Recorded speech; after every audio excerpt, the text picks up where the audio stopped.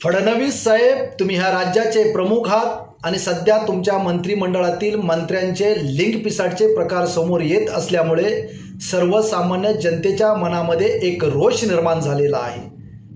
मंत्री जिरवळ यांचा एक व्हिडिओ कालपासून व्हायरल होतोय आणि तो व्हिडिओ पाहिल्याच्या नंतर सर्वसामान्य जनतेला एक धक्काच बसलाय।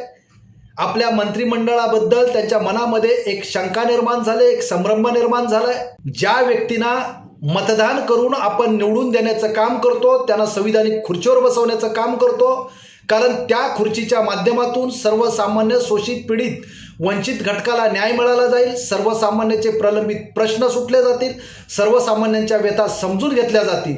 पण त्या ठिकाणी बसलेला व्यक्ती, मंत्री, लोकप्रतिनिधी चुकीच्या पद्धतीने जर काम करत असेल आणि त्या खुर्चीचा जर गैरवापर करण्याचं काम करत असेल तर सर्वसामान्य जनतेने विश्वास कोणावर करावा हा त्यांच्यासमोर प्रश्न उभा राहिलाय।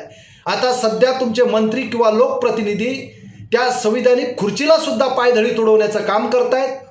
संविधानिक दालन असेल त्याची गरिमा राखण्याचं काम करत नसतील तर अशा मंत्र्यांना तुम्ही मंत्रिमंडळातून हाकलायचं काम करणार आहात का, किंवा त्यांना पुरस्कार देऊन प्रोत्साहन देण्याचं काम करणार आहात, हे सर्वसामान्य जनतेला समजणं गरजेचं आहे।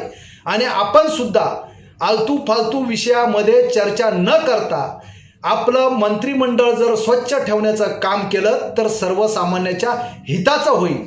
आणि अशाच प्रकारे अनेक मंत्री सुद्धा अशा माध्यमात अडकलेले असतील, पण आज त्यांचे व्हिडिओ प्रसारित झालेले नाहीत। जो भेटला तो चोर आणि जो भेटला नाही तो साव, म्हणून त्यांची सुद्धा चौकशी होणं ही आपली जबाबदारी आहे। ही जबाबदारी समजून मंत्रिमंडळ स्वच्छ ठेवण्याचं आपण काम करा।